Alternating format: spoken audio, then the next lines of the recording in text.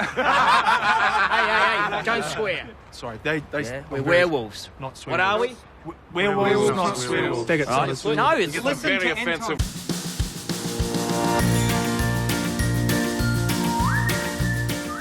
Hi there, and welcome to Baseball by Design. I am SportsLogos.net minor league baseball correspondent Paul Caputo, broadcasting live, as always, from the Sunday Helmet Hall of Fame in my basement in Fort Collins, Colorado. And I am Dan Simon, podcasting from the historic Bowman Field, the location of the headquarters of Studio Simon.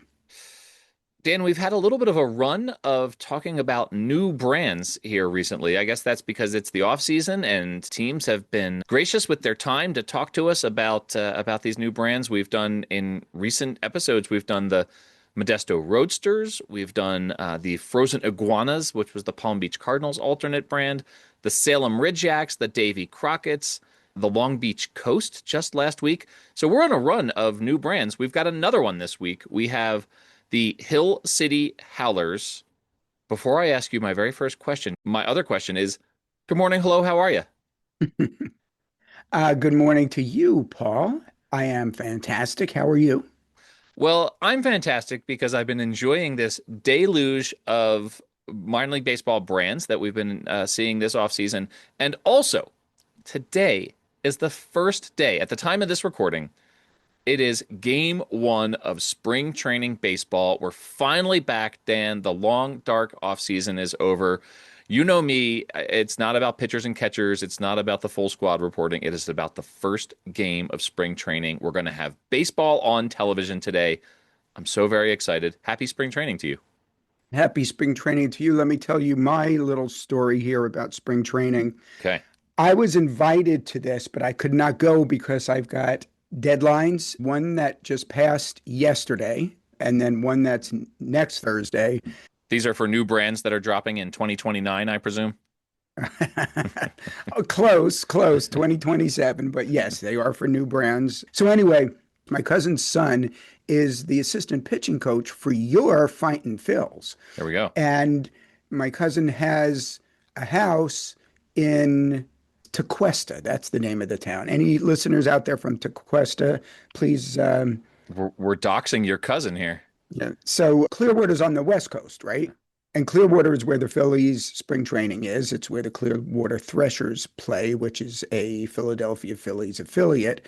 And I guess the way it works there is you tend to play teams on your particular coast. I don't know how often you might travel across the peninsula to play the other coast. But for whatever reason, the Phillies were going to be playing 2 games on the West Coast. And so my cousin invited my sister and I down to their house in Tequesta to go see the Phillies on the East Coast. I could not go. My sister she went there yesterday and informed me when she got there that the Phillies canceled both of those games on the West Coast. They can still go to games. There's other games on the West Coast there, but the thing, they went to see my cousin's son kind of in action, if you will, even though he doesn't play. He's an assistant pitching coach, but it's still cool to see him there in the dugout and spend time with him. So, right. Go out to dinner or whatever they're going to do. So I was kind of bummed I couldn't go, and now I'm bummed for my sister, but I'm kind of relieved and almost glad I didn't go. Although I would have liked to have seen my cousin. So that is a shame. I'm very sorry to hear that. What a letdown. Speaking of the Reading Fightin' Phils, though, they put out a brand that I was totally underwhelmed by at first. Their iced coffees, the Reading iced coffees for their annual morning game that they play, and then I learned that the iced coffee's character was slamming his straw to the ground in the same pose that Rhys Hoskins slammed his bat to the ground in a 2022 NLDS game against the Braves after a home run. And I just was totally charmed. And this identity completely, my impression of that identity completely changed after I learned that. And I actually, Dan, went and bought a shirt for it. But I'd be remiss. I can't believe we've gotten this far into this episode. This is the first recording that we have done after the dropping of the Flagship City Kitties, a Detroit Tigers alternate brand for the Erie Seawolves a brand that you created and that took the minor league baseball world by storm. Everyone thought that this flagship kitty was just absolutely adorable, and that was a big hit. Congratulations on another big hit for the Erie Sea Wolves. That's a team you've done a lot of work with. Well, thank you. I appreciate that. And to be completely honest, as opposed to all the lies I usually tell, I was not aware of the response it has gotten. So I'll take your word for it. Yeah. But I posted it on my Instagram. I had some nice comments about it. Instagram tends to be, unlike Twitter. I know it's not called Twitter anymore, but I refuse to call it what it is called. There tends to be vitriol on Twitter, whereas for the most part, I find Instagram tends to be a very positive, friendly place. And so I had a number of very positive, friendly comments. But beyond that, I didn't know how it was received at large. Yeah. At large? No, that's not the right. I think at large. Sure. Writ large. Oh, writ large. Sure. Yeah. So Yeah. I'll just take your word for it. And I'm glad that it went over well. It's kind of, I guess, like we were talking about the Rome Emperors and the Brevard County manatees. It's like those identities are going to go over well because who doesn't like penguins? Who doesn't like manatees? And frankly, who doesn't like kittens? So You're deferring credit to the subject matter. I get it, but it was indeed very well received. And yeah, different social media outlets have different tenors to them. But if a logo stinks, it's going to get called out. Speaking of logos and social media responses, we're talking today about a surprise rebrand. I didn't know that this was coming. The Hill City Howlers. They were the Lynchburg Hillcats, and this is a pretty distinct approach to an identity. 5 connected but disparate characters for one brand, all monsters from horror movies, but very visually distinct from one another. Have you done an identity like that with multiple characters? I mean, this is 5 characters all at once with one brand. It seems unusual to me. Have you done anything like that for a brand before? I have done multiple characters, but not 5. Okay. I've done 2 on numerous occasions, probably starting with the New Hampshire primaries.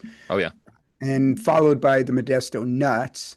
I'm currently working on one that will have 2 characters. And well, the Fredericksburg Nationals had George Washington and his mother, Mary. And who knows, maybe we'll add something to them. But no, not 5. That's an awful lot. Yeah. Yeah. Well, it's an interesting approach, and we're going to discuss that with Dylan Narang, who is a filmmaker and the owner of this team since 2024. And then my friend Jim Christopher from Ballpark Nation will be back to talk about the cinematic history that's involved in this team. So it's an interesting discussion for sure. When I think of Dan Simon brands with multiple characters, the first one I go to is the Burlington Sock Puppets, because you had the cool guy and the stirrups guy. And then, they've added multiple characters since then. So that's a good point. We probably have more than 5 total there now. And there's 2 other ones I did for them that they never unveiled or released. Or have not yet, anyway. Yeah, they probably forgot about them. I need to remind them. That is an example of where I've done multiple, but not at the outset. Well, Right. I did 2 at the outset, and then right on the heels of that, we added a 3rd and a 4th and a 5th. So Yeah. Well, Dan, before we move on to the conversation with Dylan and with Jim, we have a couple letters. We've received multiple letters after we put our call out to listeners to send us letters. And so we'll get to them sort of a couple at a time, but we will get to you if you sent us a letter. Please know that it's coming. If we don't get to it this episode, we'll get to it in a future episode. And as always, you can email my personal email, pauljcaputo@gmail.com, or just send me a message on any of the socials and let me know that it is intended for reading on the podcast. So one of the things we did, Dan, when we put out our call for letters was we asked, are people still canoeing? You asked that question. You wanted to know if people are still canoeing. It was during our conversation about the Salem Ridge Yaks because they're kayak-centric. We got a couple letters about canoes, Dan. So here's the first one is Dear Messrs. Caputo and Simon. Wow, it's a very fancy start to this letter. The canoe is obsolete. Good luck carrying a week's worth of supplies and camping gear in your kayak. I dare say that large portions of our great nation owe a debt of gratitude to the canoe, which of course was used by fur trappers and helped open up new territory to settlement. Think of all the trees that would have been killed by beavers if the voyageurs hadn't so quickly reduced America's population of that furry menace. I'm starting to think there may be a hint of sarcasm in this. And I have fond memories from just 36 years ago, leading a young Fred Savage and his seventh grade classmates from Hollywood's Brentwood School on a week-long canoe trip down the Colorado River. Oh, when that rattlesnake slithered into one of the canoes to warm itself atop our food pack. Good times. Without this formative experience, would Fred have gone on to star in such cultural touchstones as Austin Powers in Goldmember? Obviously not. There's nothing so American as the canoe. In fact, the old saying should be rewritten as baseball, hot dogs, apple pie, and Grumman canoes. I hope I'm pronouncing that correctly. Respectfully, a devoted listener. So this listener did not add his name to this, a devoted listener. It didn't answer the question, are people still canoeing? We have evidence that Fred Savage was canoeing 36 years ago in this letter, but a devoted listener, and I can tell you because I recognize the email address, that it is indeed a very devoted listener, one of our most devoted listeners. Well, and thank you for that. There was some sarcasm in there, which maybe suggested that I was speaking poorly of canoes, which was not at all my intent. If anyone felt that way, it's just matter of fact, I've canoed, but I canoed when I was a child, and that was a while ago. And like I said, I've said it a few times talking about this on the podcast. I just don't see canoes on top of cars anymore, and so I'm sure there are people who still canoe, but I just don't see it happening. And I live in a city on a river. I've never seen anybody canoe on that river, but I've seen lots of people kayak on it. Well, to that end, Dan, our second letter, and then we'll get to the interviews here. Second letter comes from Terry McCutcheon, friend of the show, and he does his own podcast, the Foul Tips and Bat Flips podcast. Terry writes, Dear Paul, and then parenthetically, written as if a letter. I don't know if I'm supposed to read that aloud. Written as if a letter. Upon hearing of yours and Dan Simon's recent discussion of various forms of freshwater travel, I wanted to share that people do, in fact, still use canoes. My family took a vacation several years ago to Hot Springs, Arkansas, and Branson, Missouri. One of the excursions we chose was to travel to the Ouachita River and enjoy the beauty and serenity of nature. The vessels of choice were, in fact, canoes. We enjoyed today and would do so again if given the chance. We set sail on our 5-mile, 3-hour trek with positive attitudes and unbound excitement. In an effort to equalize loads, my teenage son and I split up. He wound up with his mother in the same canoe while I teamed up with my daughter. Being a self-proclaimed daddy's girl, my female progeny was quick to follow directions and work in unison to maximize our efforts. We were able to navigate our journey with little to no major issues, thus logging a positive experience for our family vacation. The other boat, however, experienced a somewhat different trip. My self-reliant son staged a mutiny against the captain, his mother. As has been the case with many such battles, both parties must engage before the elder escapes victoriously. Needless to say, their experience was much different than my daughter's and mine. Blessings and happy baseball, Terry writes. Have a great day, or not. The choice is yours. So there you go. Evidence that people are still canoeing from friend of the show, Terry McCutcheon. Okay, and maybe our discussions about canoeing will help revitalize the activity of canoeing. Let's get people in canoes out there. In the meantime, send us a letter, pauljacaputo@gmail.com, or send me a message on the socials. So Dan, let's get to the interviews. And then after that, as always, you will be back at the end of the show with a Studio Simon Stumper. I will. I'll see you in a little bit.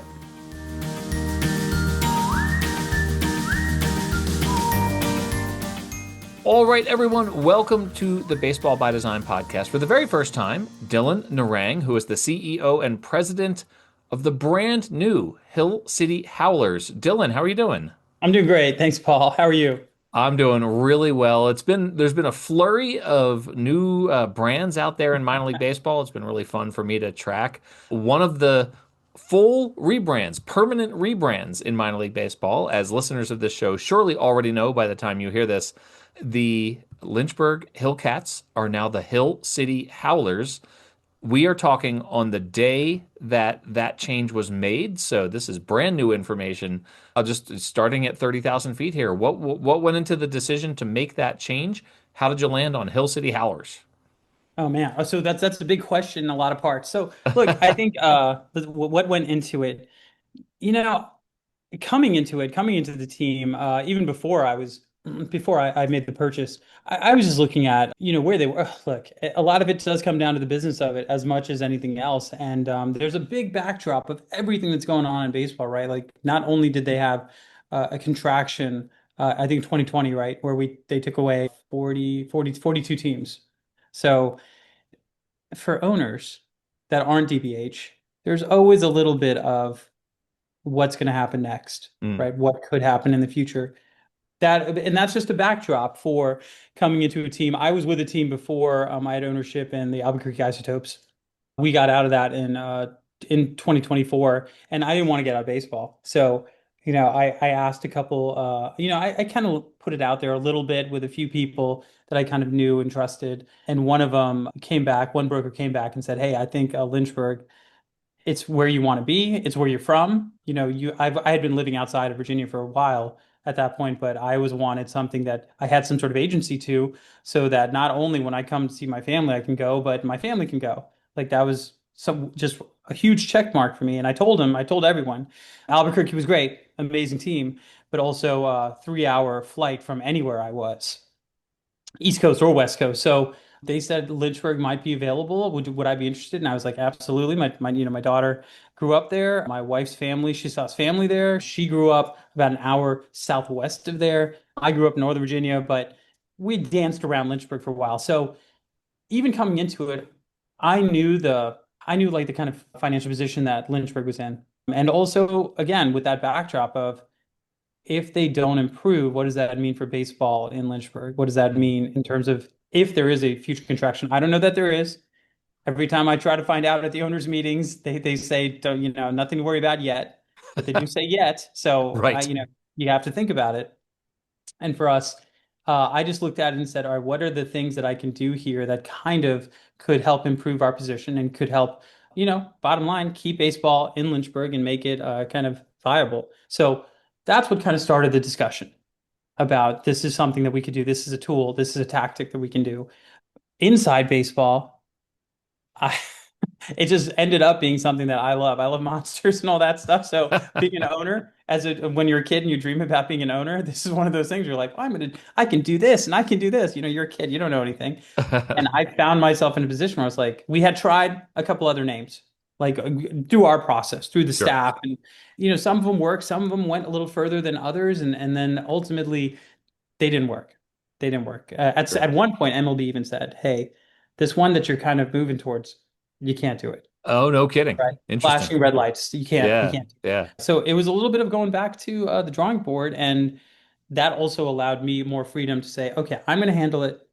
This is one that I feel like will work. I love our nickname. I love that we're called Hill City. And then what can we do with that that kind of works for a local legend? We're also our next door neighbors with a cemetery, which I don't think is very common in Right. minor league baseball. There's an awesome legend from the 20s about Babe Ruth on a road show with the Yankees, and I think he was playing the Brooklyn Dodgers, but I'm not sure. I can't don't quote me on that. But he was playing. He hit a home run at our stadium, and he hit it into the cemetery where it rolled up to like a Confederate general's gravestone. Wow.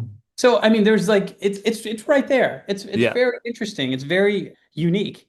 And I Yeah. said, what can we do to kind of, speak to that and celebrate that in some way? And there you go. That's where we got to where we are.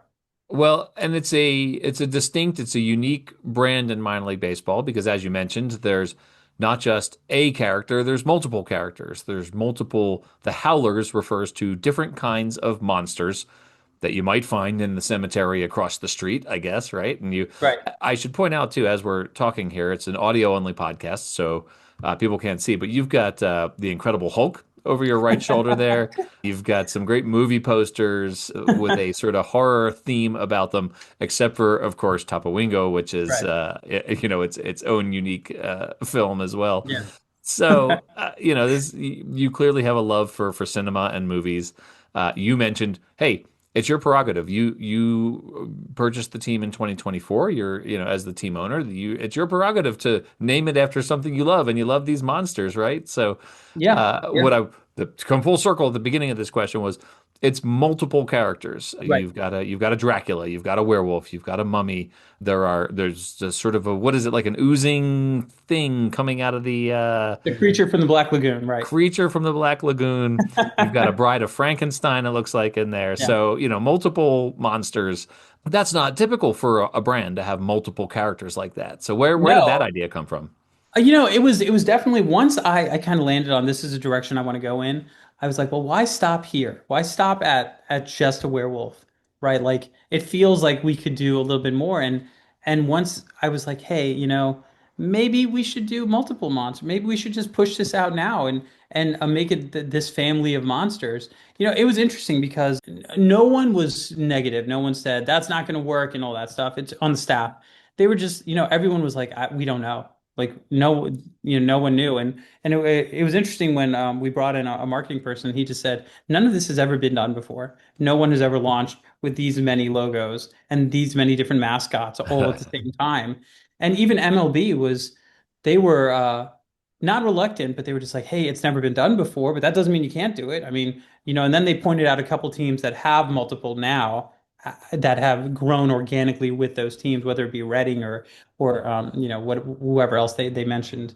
But I just said, you know what? Let's just try it. Let's try something different. Why not? Why can't we do this? Why can't I speak to all future fans that can pick out the one that they want or the one they like or the one they want to, relate is not completely appropriate, but which one do they relate to? Which Sure. one do you want to, which one speaks to you?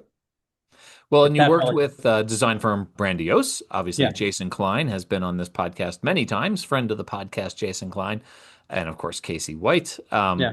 But back in 2008, they did the Richmond Flying Squirrels, another team Mhm, in mhm. Virginia, and they now have multiple mascots, right? Like they just Right. Yeah. released their Mother's Day Natasha, Yeah. Yeah. Yeah. Yeah. Natasha, Natasha. Yeah. Yeah. Yeah. their female character. So it's not completely unheard of to have multiple mascots. But to have five sort of all at once, is that's a fun approach to this, and I do think, It's definitely different. And MLB was very supportive. okay. Once we said, yeah, I want to do this, they were like, okay, we're gonna help. We'll go talk to New Era. We'll go talk to all these companies that we need to make sure they understand that this is what you want to do and that we should Mhm. do everything we can to make it happen. Yeah, definitely different. Definitely something that an approach that has never been done. So I'm excited about that. Let's see what happens. Did any of these characters require lawyers and trademark issues, or was there anything that was taken like directly from a movie that, is not just a generic monster? No, they didn't, but we still went through all the procedures Sure. and we went, the lawyers did what the lawyers do. And MLB specifically is very buttoned up about everything that they have to do. So they did all the checks. They would have let us know if they're like, hey, don't do this. They were like, you're good because these are also characters that have been used for some of them more than 100 years, more than 130 years, if you're talking about Bram Stoker's Dracula or Mary Shelley's Frankenstein, long enough that I wouldn't know. I'd have to look and see if it all falls into the public domain or not. I would think so. If public domain is 72 years, 75 years, whatever it is now, we didn't seem to have any problems. Okay. Is there I believe I saw that the werewolf is going to be in the primary logo. Is that correct? That is Is correct. the werewolf is sort of the main character? Will Yeah. all of these characters appear on different versions of the uniforms? So the uniforms, okay. No, they Okay. all are on their own hat that will Ah, be on field. okay. So Indy, our werewolf, is going to be our home hat, and then Murray the Mummy would be our away hat. And I did that because I was like, he's kind of stumbling away or dragging his legs. I was like, all right, it seems like he's on the move. And I did that for all the characters, where they Okay. all represent either home, away, ult one, ult two, or our batting practice. You named two of the mascots there. What are the names of the other three here? The Let's creature from the Black Lagoon, the Bride of That's Frankenstein, and the Dracula here. right. So we have Indy the werewolf, who you just said, Murray the mummy, Gilly the creature, Daisy the bride, and Victor the vampire. Very good. There is one other logo, and this is it sort of makes me chuckle a little bit because the you've got five scary monsters, Yeah. and then we are recording this on Friday the 13th, which means that tomorrow is Valentine's Day. Of course, there is a heart with some baseball seams Right. on it, and then the numbers 434, presumably an area code for the Lynchburg area. What went into the idea to have a heart logo go along with all these scary monsters?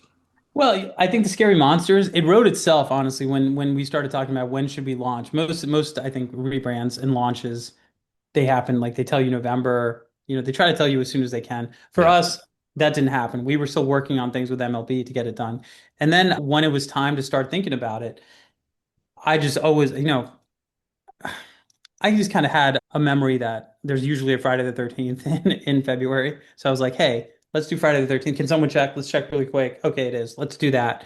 And it turns out Werewolf Day, National Werewolf Day is, I think, February 6th. So that's when Oh. we started dropping our hints that we were going towards it. Whether people realized it or not, that's what we were doing. So that's why Friday the 13th worked out for us. Now, Valentine's Day is great, but what we did was, there's a slogan, it's a Virginia marketing slogan, Virginia's for lovers, right? And from what I understand, it was not just supposed to be Virginia's for lovers. Way back when they came up with it, I think in the 70s, but don't quote me.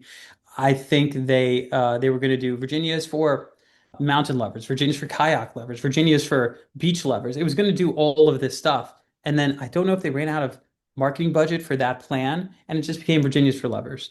And I don't know how super common it is. I knew about it in high school when I grew up here, and I had a Virginia's for lovers sticker that I put on a guitar case because I was just, so cool. But I remember it, and I was like, that's really neat if we can do that in a heart with a baseball design on it. But then we should absolutely throw in our area code because that's one thing that I've been pushing for a while. 434 is for baseball lovers, and I don't think anyone's doing that either out there, as far as I know.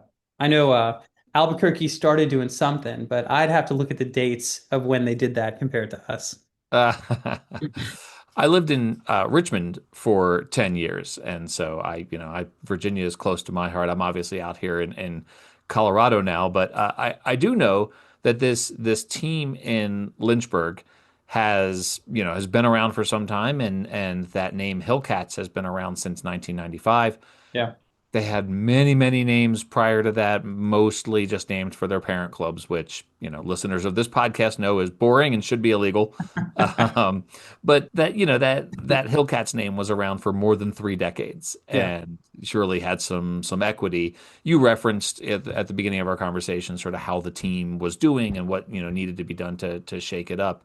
But given that this is day one, logo has only been out there. This new brand has only been out there for literally hours as we're having this conversation. Was it a concern that there would be pushback against changing away from that Hillcats name? Yeah, look, I think there's always going to be a little bit of pushback. Like anytime you do any kind of brand, there's going to be people that Sure.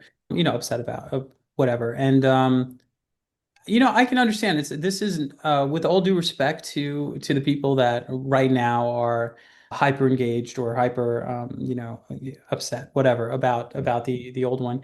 It had been around for 30 years, and I don't know if they realize it as much as I do because I get a much clearer picture of what's going on, right? I get to see it from both sides, and I'm behind all the closed doors where we're looking at everything that's happened and how we're performing.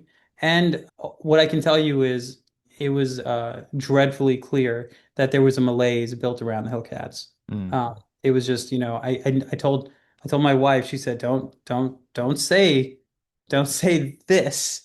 And then I always say it anyway. It was just a little, dated, tired, not very, it didn't excite anyone. It didn't excite Sure. anyone.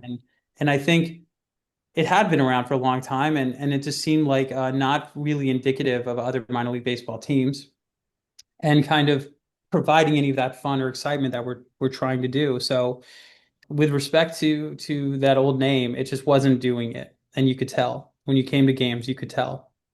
It's a shame that the minor league season, the single A season, will be over by the time Halloween rolls around, at the end of October, obviously. Do you have plans for Halloween in 2026? One of the promos, one of the promos that I wanted to do was just to celebrate all of the holidays during the season. Like maybe I talked about it last year of doing this year, but then we're doing something. We got all this, so we got plenty to latch onto. That is something I would like to do, where you kind of, because we never get it, like, right? It's all summer, so you don't get all these great holidays that happen the rest of the year. So it'd be really fun to do that every Saturday. So that's going to be maybe next season, a halfway to Halloween or something. I don't see why not.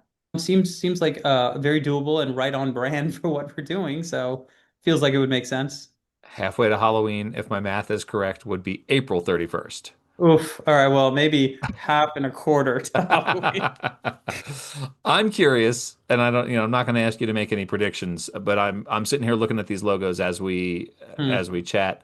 Oh I'm no. curious which one's going to be the most popular, in the merch store. Which one, which hat's going to go first, which shirts are going to go Right. first.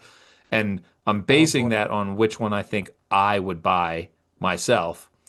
And I think it's either the vampire or the bride here. I think those are my two favorite right now, That's right off so the bat. awesome. I mean, that's so awesome that you would say that, because I was thinking another one or two, and I've heard other people talk about theirs. That's their favorite, and it's running the board right now. Like, what a close friend of mine is like, that mummy. That's the best thing I've ever seen. I'm like, awesome. And then another friend is like, the Gilly the Creature is the best one I've ever seen, and that's great. I mean, that's exactly what we want. That's awesome. I'll ask you one more question just about the creative process, and then I will let you get out of here because I know that this is a very busy day for you. But Right. you mentioned you were with the Albuquerque Isotopes. They have had a brand for many years as well. That since the early 2000s. That brand obviously was based on a Simpsons episode, and then has some other things that sort of happened around it. But this was an opportunity for you to work with one of the big firms in minor league baseball branding to create Mm. something brand new, as it were. What was that process like for you after being with the Isotopes for so long, and then coming Right. into working with Lynchburg to work with a firm like Brandiose on something brand new that ended up being, I think, pretty different from Yeah. anything else that Brandiose has done. Not only that's happened in minor league baseball, but that Brandiose, it's not. I didn't look at this and immediately say, "Oh, that's Brandiose." And sometimes, you can tell more Yeah. quickly than others that it is. So, I guess long question short is, what was that process like for you working with the guys at Brandiose on this? Well, one, I think it would be a criminal for me not to say that the guys at Grandiose are awesome. Like, Yeah, they get it. They have a good process. They are easy to work with. They're super busy now because they do so many teams. That's one thing that you kind of have to plan for, because I'd be writing Jason or calling him, and he'd get back as fast as he can, but there's always like yeah, a little bit of a process doing that. It was really good, man. Look, I think being with Albuquerque, where I owned a third of that team, and then I was on. I had a deal to buy the rest. That team was working. There was nothing to do there. You know what I mean? Like, it was great. They had it down. Like John Traub, the GM, they're great. They had it together. There was nothing to do for someone young in baseball who's a new owner, who's like, hey, what can we, what can I put my fingers in? And it's completely different here, right? One, you're the only owner right from the start, and you can, there's a lot of runway with what you can do at a team in a really good market, yeah. that's just not there yet. So with Brandios, I think you saw it, but I don't know if you realize, like, my day job is I work in film, right? Like, I write and direct movies. So I have a very uh, at least strong sense of design of what I want to do for everything. And the day job is all decisions like that. Like, when you're directing, you have to say why it's a red car, what color hat this guy's wearing, and why. Why is he doing this? Why is the folder he's holding orange instead of, you have to do all of the things. So for this, one, super fun, but two, Brandios was great. I really led the charge and said, I want to do this.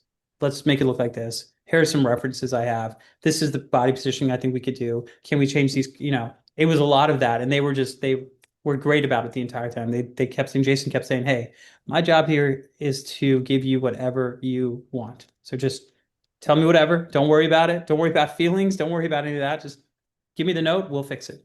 That was it, iteration after iteration.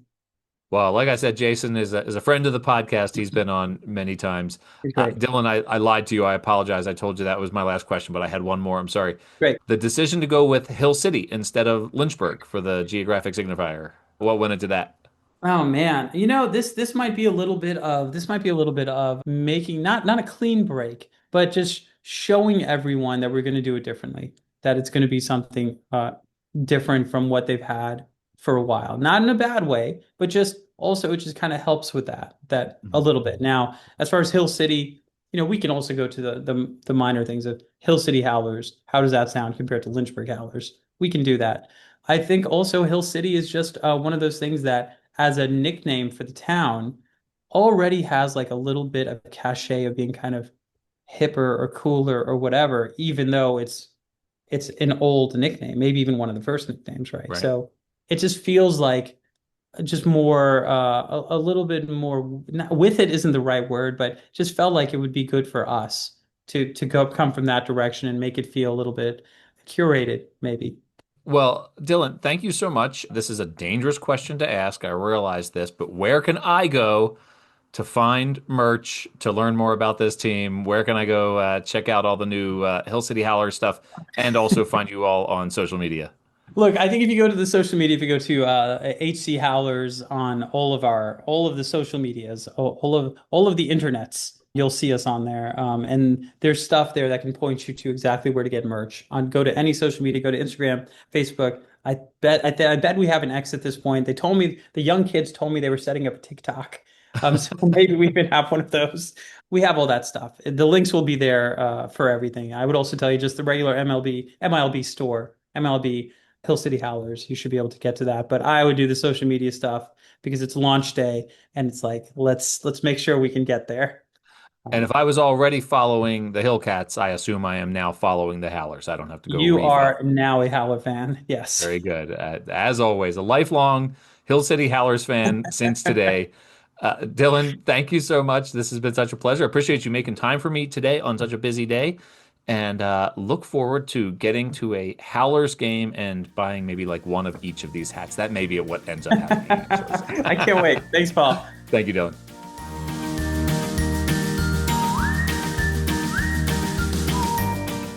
All right, everyone, welcome back to the podcast. Wearing a Jaws t-shirt, because that is what Jim Christopher does. He wears Jaws t-shirts. He has said it is his favorite movie. Filmographer, producer of Ballpark Nation. Jim, how you doing? I am doing fantastic. I will be honest, I'm always so tickled when I get to talk about anything on your show. But today I might be the most tickled. I'm the tickledest. Well, you come on the podcast when I have cinema-related topics to talk about. Dylan Narang is the owner of the now Hill City Howlers. He has a film background. He has directed and produced and written movies. The brand is based on horror movie characters. You've got Indy the Werewolf. You've got Victor the Vampire, Murray the Mummy, Daisy the Bride, and Gilly the Creature. So let's get into it. 5 horror movie characters. As a film person, as a person who likes thrillers and horror movies, what's your take on these 5 characters? Well, first of all, you have to take a step back from Okay. film studies. These aren't just generic random ones. These are the ones. Like, these are the beginning of everything that you have in cinema as far as horror movies today or connected universe. Like, you don't have the MCU without these, because the Universal monsters, which is what they are, all premiered in the 30s and 40s and kind of became those iconic depictions of what we see of a vampire. Vampires existed way before, but the handsome kind of seductive monster was born here. But the idea that they showed up in each other's movies at the time, I mean, completely changed everything. And so I think it's so funny that we're having this conversation, because there's now a new version of The Mummy, like literally coming out by Blumhouse next year. So trailer just dropped. So these things don't ever go away. The audience stays captivated by them, but they're actually super integral to the history of cinema, the formation of the film business that we know, and they still remain popular. So when you sent me the logo set to do this, I could just, like, the level of giddy I cannot even fully describe. As I was like it's obviously it's an audible show, but I've literally got some of my action figures here to help me out. I've got my Lone Chaney Wolfman ready to go. So I'm just tickled. I love everything about it. Well, so I mean that the challenge that they had was these are five pretty distinct characters. The werewolf, Indy the werewolf, he's the main one. They're calling that the primary logo. But really it's five distinct characters. You see them as a cohesive set because of your understanding of their role in cinema. How, as a baseball brand, these five working together, how do you feel about that as a baseball brand? I think it lines up perfectly. And what I think, first of all, yes, they are the universal monsters, but at this point in time, they're also incredibly family friendly. So you really get to walk both lines, because we both know it's incredibly important in minor league baseball, particularly you have to be family friendly. I mean, we all know that the London Rippers tried to exist for a minute and it didn't really go well, right? It did not. You're not going to have the Fredericksburg Freddy Kruegers running around. But you can do some of these old monster movies because they existed in a time when, because of censors, because of whatever, they couldn't be too out there as far as violence or whatever. And so what I think you also allows you to do then is to pivot into creating baseball archetypes of these characters that are going to connect with audience members on like I'm a werewolf guy, so that's absolutely what I'm going to run to. But you might have a vampire guy. And by the way, they were smart enough to make the Bride of Frankenstein one of the main looks, which appeals to female fans. So they've stumbled into this idea of really, I say stumbled. They walked into this idea. They walked like this. I'm doing the mummy walk. Of being family friendly and also just the incredibly diverse in how they want to represent the brand. And the tie into cinema is genius. And I just feel like what I think is really always really well done with a minor league brand. You can narrow cast it to certain people, but also it's a wide net of who can be appealed to by the brand marks. I think I cannot say enough by just how tickled I am by what they pulled off, because I also love baseball and I love these characters. It's funny that you'd say that they're family friendly because in releasing this brand, they went above and beyond to really call that out. And I'll name a couple of examples here, like the Murray the Mummy, obviously skilled in the art of wrapping body parts, helps with scraped knees in the dugout. Daisy the Bride, she's the brains behind the operation, scheming and strategizing from the tunnel or the dugout. Gilly the Creature, and he's the creature from the Black Lagoon, right? Like, lurks beyond the outfield wall, not to terrorize passersby, but to help groundskeepers keep an eye on the cut of the grass. So, these, they're sort of scary looking in the illustrations, but they are all performing baseball related tasks for the team and for the fans. And so they've taken that family friendly thing to the next level here. They really have. And first of all, one of the things I love about it is, remember the last time I texted you, one of the times I texted you was like, can we be done with food for a while? So now we're steering into movies. So here I am. I'm excited. Right. But what it allows you to do, and one of the things I was really impressed when I looked at the merch, is there's almost a wider diversity of kids merch with the different looks than adult stuff. And I thought very smart to sort of steer into the skid of using like these animated versions of these creatures for the kids merch. And then if you're an adult and you're not really into that stuff, you can still get very traditional baseball branded looking merch as well. They have the ability to be diverse with this brand without walking away from the regular brand for a while. And we both know these teams thrive on getting people from outside the region to buy their merch. Like that's a big part of their business model. And they've really created a brand where they naturally can make all kinds of different stuff to appeal to all kind of different people.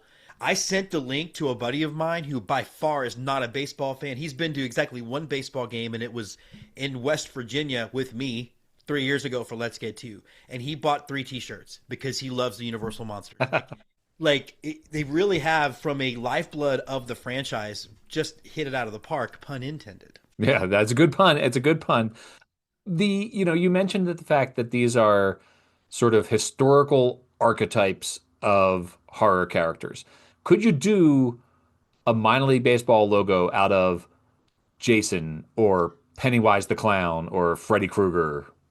You could for a theme night, and I've seen it done a couple of times. The Round Rock Express, they do a halfway to Halloween deal where they will try to time it on a Friday the 13th if they can, but you couldn't do it as a regular mark. And because the last time all these monsters appeared in a movie together was the Monster Squad. Well, that's a kids movie, like from our generation, but it's a kids movie. So they've become, because we've gotten so much more risque and so much more tolerant of what we'll let on screen, the movies almost feel childlike when you go back and watch the original films. Now, I'll tell my film students, you can't watch it like it's 2026. You got to watch it like it's 1935, and you've never seen anything like that. But they've become, I mean, Paul, every Halloween, there's cereal based on, there's Frankenberry, and there's all these, like, they really are, for all intents and purposes, many people's first foray into the horror genre, but that can happen at 10, 11 years old or 8 or 9 years old. So they really, again, very savvy decision to do something like this where you can play this all year. So they have the werewolf, like I said, he's the sort of primary character here, and he's going to be, they are calling him the primary identity. He's going to be on the home cap. The mummy is going to be, as Dylan described it, because he's lurching away, he's going to be their away cap. And then the vampire and the bride and the creature, they're going to be alternate caps. So they're each going to get their own cap, basically.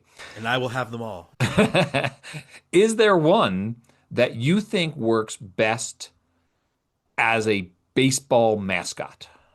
You know, it's funny. I actually think the vampire seems to work the best for me based on the design as is. That's the one that kept kind of drawing my eye. And like I was saying earlier, like I'm actually a Wolfman guy. It's my favorite Universal monster thing. But just from the design, for something, the way they pulled the vampire off really grabbed me. Are there characters they're missing if they need to add to this team? Who do you think we bring in? Yeah, I mean, well, there are. One, I think we have to see the Invisible Man at some point. And I don't know if you just have a Plank logo and say he's on there. What do you mean? That's the Invisible Man.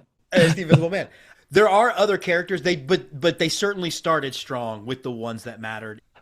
Are these characters in the cultural lexicon enough that people are going to put them together as like that team of monster Avengers that you were describing? Or will they seem like sort of disparate, like the mummy and the vampire have nothing to do with each other? No, well, I think that most people understand that. They might not understand like the Universal Monster universe and all of that stuff, but I do think that people know them as old horror movie characters that came from a certain time. And now they've kind of become almost generic mascots at Halloween, like I was saying, the cereal, even that stuff. Mm-hmm. I think that that's part of the idea of a good brand, and you would know this better than me. I think it will trigger something subconsciously in their head that makes it feel already familiar. And what's it going to be familiar to? It's going to remind them of Halloween and fun. I think they really did come up with a really, really smart angle for this team. All right, so you're talking about 30,000 feet. You're talking about broad strokes. I'm going to tell you a detail that I absolutely love, which is that Daisy the bride is holding the severed hand of presumably Frankenstein's monster. I think that's an amazing detail. And that's the kind of thing too, that it's macabre in a fun way. And it shows you, like, to me, I look at it and go, okay, this is going to be a brand that's going to be fun to watch. Like, these guys are obviously having a really good time with this, because already there's a baseline for crazy and outrageous that is minor league baseball that we all love. Well, now how do you take it one step further to get noticed again? Right. And I would say a severed hand is one of those ways. So safe to say then, in your position as a person who studies and teaches and creates films, you approve? I approve. I'm a big film history guy, and we can't underestimate how important these movies were and these characters are just to our popular culture. And what's funny to me, Paul, is they almost as old as baseball really is, right? Like these characters started showing up in the 30s. Baseball got really popular around that time, obviously 27 Yankees and whatnot. But so it's just kind of fun that we're going to see characters that are going to be celebrating their 100th birthday in less than a decade kind of start to maybe retake their places in the forefront of pop culture. I'm here for it. That is very cool. That's a great connection. I have one entirely unrelated question for you that you're the perfect person to ask this question. It's tangentially related, but zombies used to be slow and lurching. And now, ever since like World War Z, I guess, like zombies are super fast. Like I was just watching The Last of Us and like they're basically zombies and they're all super fast now. When did zombies go from being super slow to super fast? I think actually World War Z hit the nail on the head. And That's the one. I think it because even in Walking Dead they were still very slow, and I think part of it became as our weaponry gets faster, it's like, well, how dangerous is a horde of zombies? I've got an AR-15. I can just shoot 50 rounds in the head and we're good. Now you make them really fast, and it's one of those things. But yeah, I think that's really kind of when it started was World War Z, based on a novel written by Mel Brooks' son, by the way. I didn't know that that's who that was, but I did read that novel. I didn't realize it was Mel Brooks' son. They were still slow in Shaun of the Dead. I remember that. Yes, but the jokes were fast, and that's what matters. Are zombies missing from this brand? Are zombies... Zombies are very interesting because we really didn't really see the zombie as we know it till the 60s with Night of the Living Dead, and that was kind of a different generation of horror. Jim, thank you again, our official cinema correspondent for Baseball by Design. Where can people find Ballpark Nation? Where can people find the work that you're doing on the World Wide Web? Yeah, just go to Ballpark Nation USA, our website. We have season 2 dropping, and we're working on a documentary that's going to be about my dealing with PTSD from the military and how I found my happy place at a ballpark. Looking forward to all of that. I am very proud to play a small part in Ballpark Nation with helping with some of the behind-the-scenes research and such. So it's a great project. Proud to be a part of it. Jim, thank you as always. We'll see you next time. There's a movie-based minor league baseball team. I got you. I'm your Huckleberry.